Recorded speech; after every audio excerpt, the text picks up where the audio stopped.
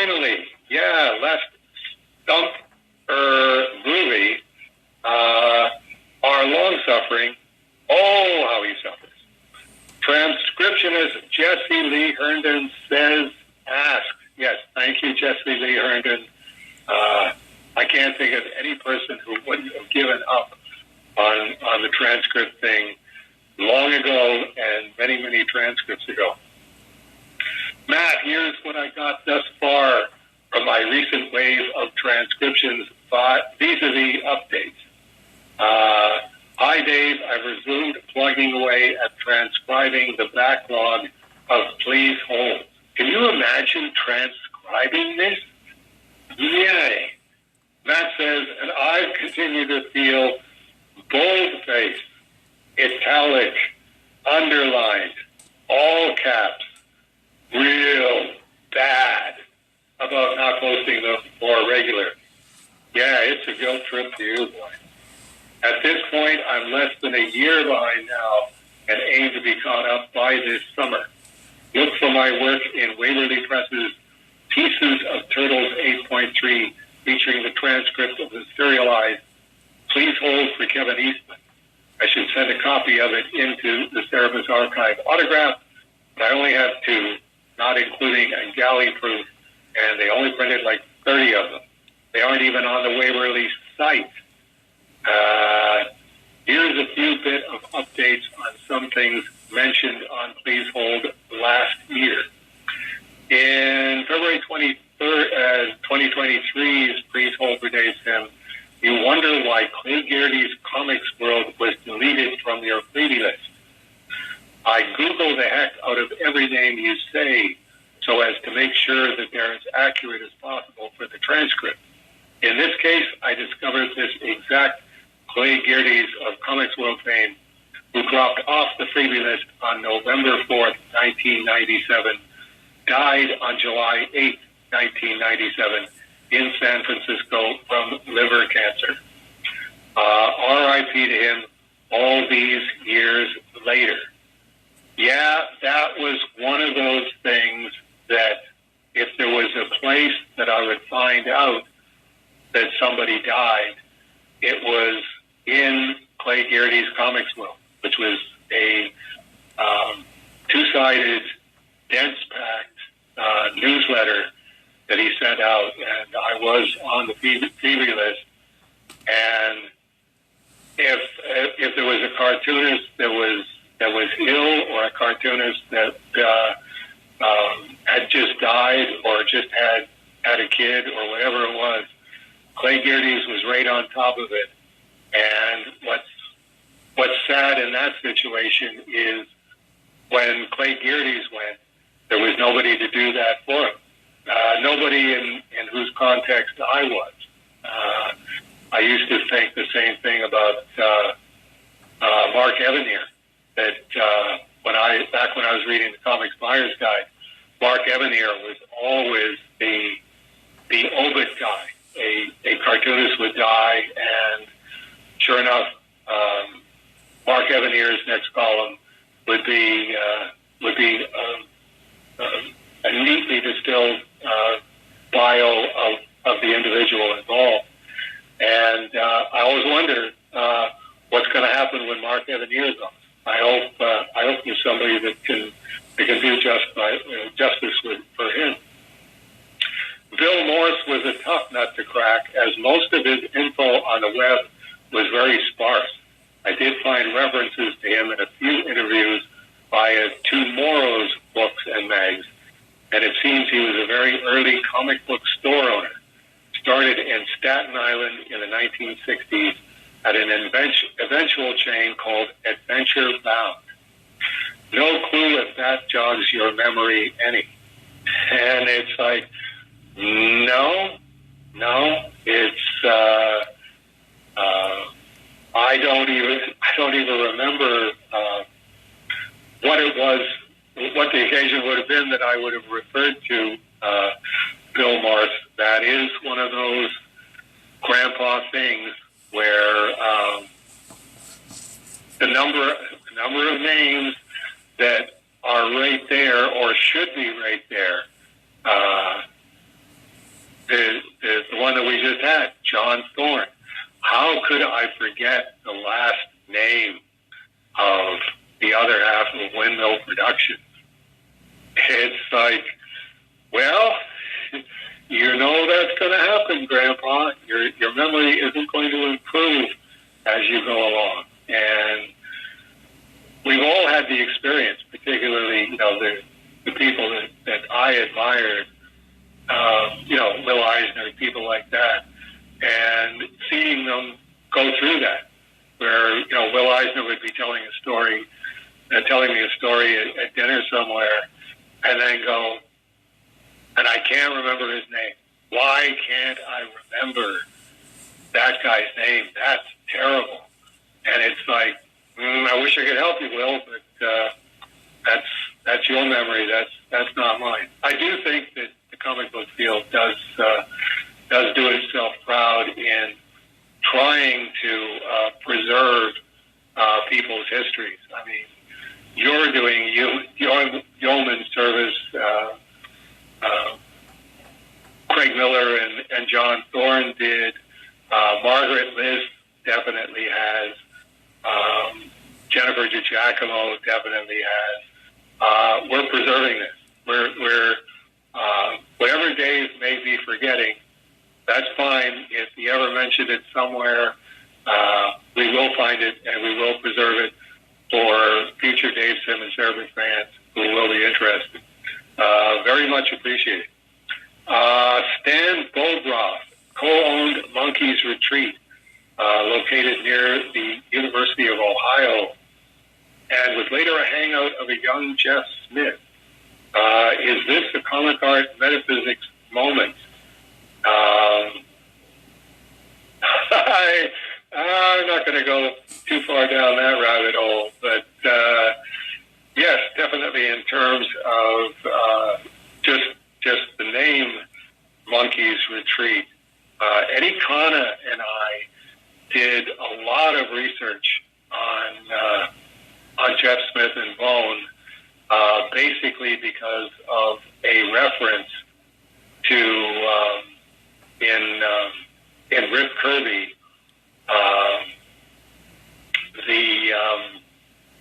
the storyline that I just finished, Pagan's Cheerful Summer, and it's definitely got a number of these aren't Jeff Smith references. I don't know what they are, and this was definitely still at the research no stone unturned time, where I was missing issues of Bone, go out and get missing issues of Bone, find Eddie Kana downloading Jeff Smith's Wikipedia and biographical stuff about Jeff Smith, and reading all of it, and that was definitely an interesting experience, because as near as we were able to put together, Thorn, which is what Bone was originally called when it was a comic strip in the Lantern at Ohio State University, the student newspaper. Thorn, there was actually, again, as far as we've been able to piece together, there was two Thorns. There was whoever Thorn was originally based on was a devout Christian, and sort of was such a devout Christian, and Jeff was definitely head over heels in love with her, but just couldn't get his head wrapped around this Christian thing.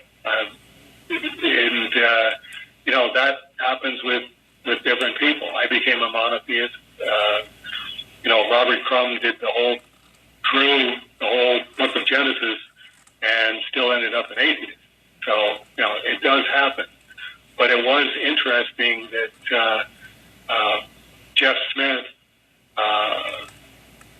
created Thorn as an homage to this devout Christian, and then basically broke up with her and then found the love of his life, who was Vijaya.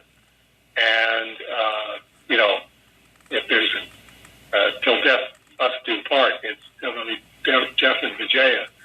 But now Thorn was an homage to, and here, none of my business. Is Vijaya an atheist, or is Vijaya a Hindu? I think she comes from a Hindu background. So it's one of those on the evolutionary scale, and particularly when you're talking about religions where, again, Christ is at the apex for a Christian. So the original Thorn, Christ was at the apex of her life, and definitely, Jeff was expected to see the light on this. In terms of scale,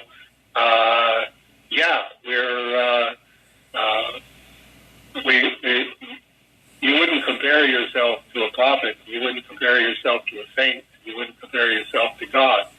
So consequently, on a scale of values, you could say that they were all monkeys, relatively speaking.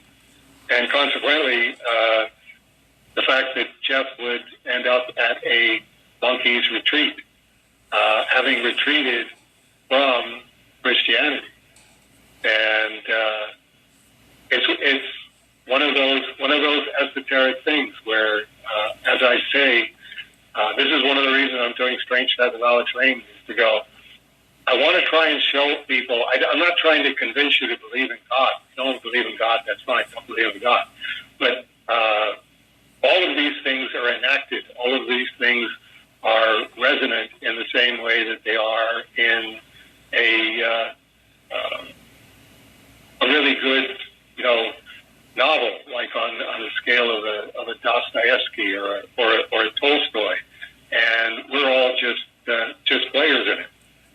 Wells News was a sub-distributor, and their personnel later formed some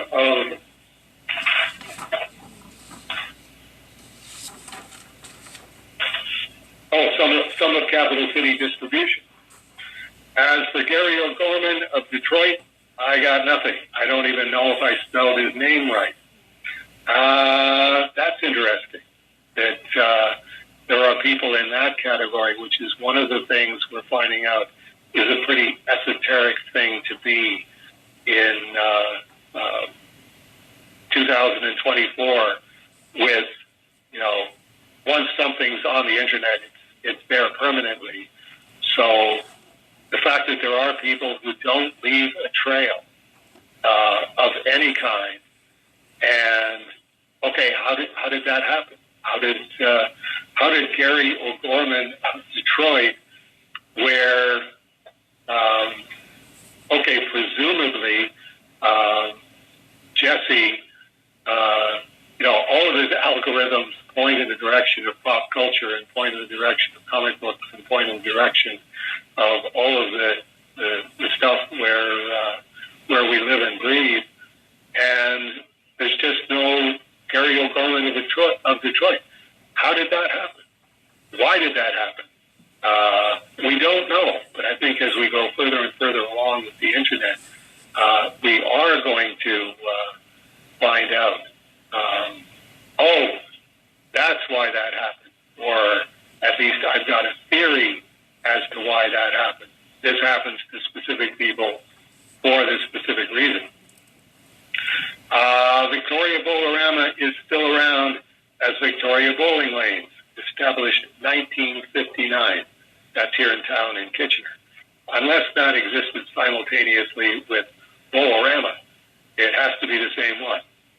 I'd suggest a future Kickstarter reward, Bowl with Dave, but your poor wrist can only take so much. Maybe instead, Bowley with Rolly?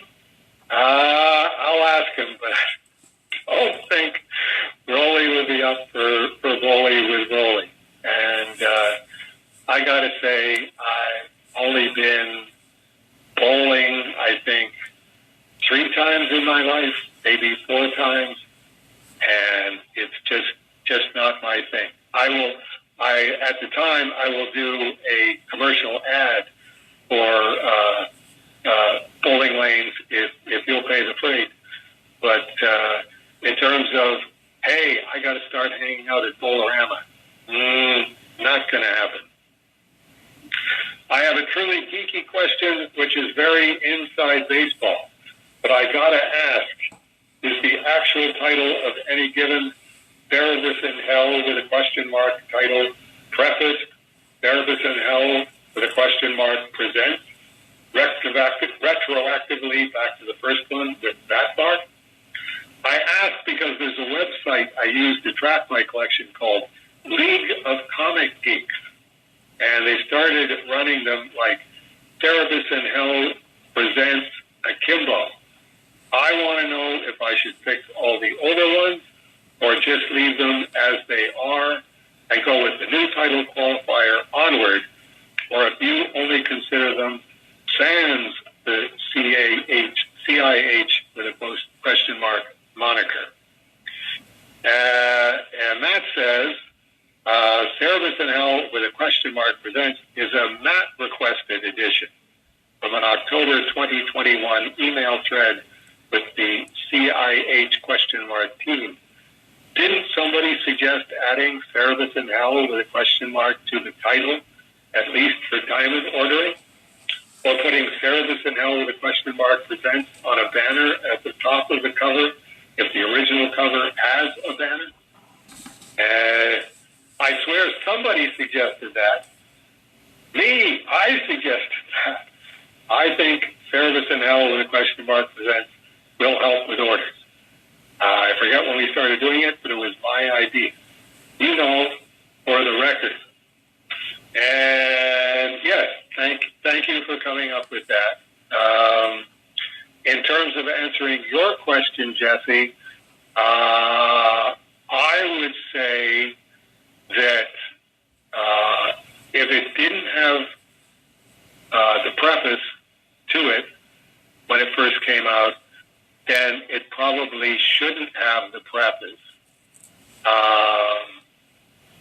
But in terms of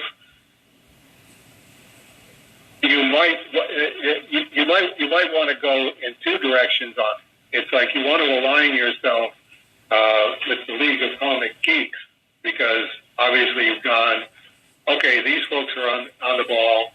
I'm on the same page that they are. I want to do my comics this way. So you should probably have your own link to yourself that has, okay, this is how League of Comic Geeks has. I'm assuming that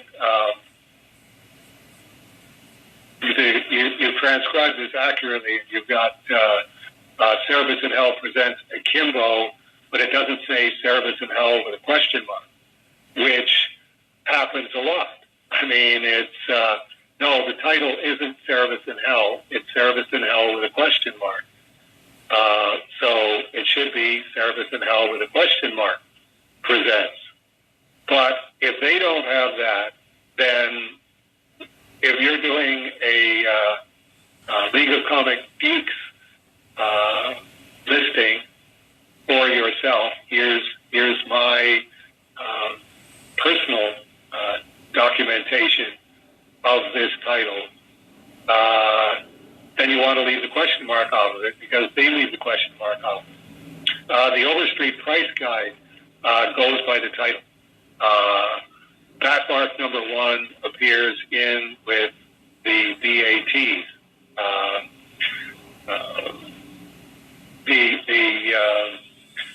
The other side, Spider Bart, is in with SPI and is treated as it's a number 1. There's only one issue. This is the date that it came out in. Here's the value in the different conditions. If you align with that, then okay, they need to be in alphabetical order even after the the Service in Hell with a question mark presents was added on. And you could definitely say, okay, what do I choose personally? Do I think that this should be Service in Hell with a question mark presents? Because we did start numbering them. I think 37 was the first one where we numbered it as an issue of Service in Hell, but it was still Barking Dead number one. So it's if you want to have individual numbers for them, and if I was doing this for myself, I would probably be inclined to do that, to sit down and say, okay, the first 36 didn't have numbers on them as which issue of Service in Hell is this, but I at least want a link on my computer that when I want to know, okay, which issue was something, and which issue was Iron Manticore, which issue number. I know we didn't have issue numbers then, but what issue number was it? Now that we're having issue numbers on, and it's I think everybody is doing that. It is I'm not meaning this in an offensive way, an anal retentive collector. We're all anal retentive collectors at one level or another. It's if I'm doing if I'm thinking in terms of Overstreet values, conditions, release dates. This is how I want this annotated. If I want to know how early in the Service in Hell with a question mark run was Spiderlark, then I want to know that number. So it's I think Service in Hell with a question mark is going to be one of those. If you want to make sure that you're able to just at a keystroke find out something about Service in Hell with a question mark, something comes into your head, you want to look it up. You're probably going to need 3 or 4 formats so that you go, well, if this is what I'm looking for, I want the Overstreet. If this is what I'm looking for, I want the early ones to be by title, and I want everything after whatever issue it was to have Service in Hell presents. Do you remember when we started doing that, since it was your idea? I don't remember when it's there. I know that Hello Dolly has that on the title, but that's an element of the cover. Right. And right. I believe it was shortly after that when it got added to the numbering on the spine. The other problem with this is, so Spore Vatvark is issue 80, but it's 380 because we added in the 300 service issues, and it's only issue 80 if Service in Hell 0 is number 1. Right. And go ahead. And so the team has kind of just embraced okay, that's number 1, every issue after that's the next issue up, blah blah blah. And it's like, but it's really confusing that 0 is number 1 and 1 is number 2. And 2 is number 3, and 3 is number 4, and 4 is number 5. Right. And then after that, it's a little easier because they're all number 1, but they're in the various titles. My favorite was Bleeding Cool. Rich Johnston did an article when Spore Vatvar came out, going, it's issue 380, but only if you count all the issues of Service, all the issues of Glamour Puss, all the issues of Following Service, and Birdsong kind of bristled, going, no, we're only doing 2 series combined. You know, if we really wanted to be, you know, to do that and get the numbers even higher, it's like, yeah, we could, but the whole point is that technically it's issue 380, so now we're beating Spawn because that's the whole joke of the cover. Right, and it is Cerebus. I mean, it is you know, Cerebus in Hell with a question mark came about because, you know, people kept asking, well, what happened to Cerebus after he died? What happened to Cerebus after he died? What happened to Cerebus after he died? Can you tell me what happened to Cerebus after he died? And it's like, if you keep asking me, I'm going to tell you, and I don't think you're going to be very happy with the answer. And sure enough, that's what happened. It's Scott Berlanger, who does Anubis. I sent him $100. Can you get me caught up on Anubis? I know you're not publishing it, but you know, you use however much of this it would require for you to print however many after issue 32. And as I sort of expected, the check came back today, and it's like, no, I'm not doing that. It's I'm not publishing. You know, part of me would really like you to see where Anubis is now, and be able to see how it's evolved since issue 32 or 33, which was the last one that I got. But I'm not doing that. I'm not a self-publisher. I'm not a publisher. I'm a cartoonist. I just want to write and draw my book, and then will it to Ohio State University, the Billy Ireland Museum. And it's like, okay, well, that's what you are. That's your choice. But he did say, you know, it's the 16 volumes of Cerebus are treasured possessions of his, as well as, you know, Cerebus number 0, and you know, he will always have those. So my next step is going to be to send him volume 1 of Swords and Cerebus in Hell, and go, well, okay, Cerebus keeps going after issue 300. In my mind, it's like, you want to know where Cerebus went when he died? Here's where he went, into the Gustav Doré prints, and here's what happened. If you read the first one and you go, I really, really, really don't like this, then no harm, no foul. If you laugh a bunch of times in spite of yourself, just tell me, and I will, in exchange for the first 32 issues of Anubis that you sent me at your expense way back when, as interest on that, I will at least send you the 12 volumes of Swords and Cerebus in Hell with a question mark, and we will see what Scott Berlanger's answer to that is. So it looks like that does it for people for Dave's Film. That's we're managing to keep them a smidgen under three hours, which is good of us, I think. It's when we were getting up over 3 hours, I was going, this is a lack of self-discipline, I think, and pointing the finger at myself. Well, when I posted on one of the blog posts where I said, hey, Thursday Dave and I are going to be talking, you know, it was Monday, and I'm like, it's getting down to the last chance to send your question in, but if you don't want to send it in, then maybe we can get this done in an hour and a half, and it won't take me all weekend to do the videos.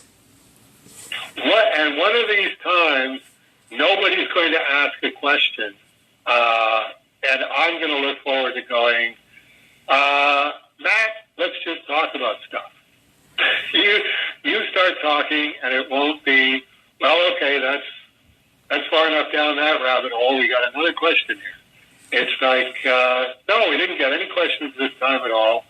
So it'll be please hold for Dave's Sim.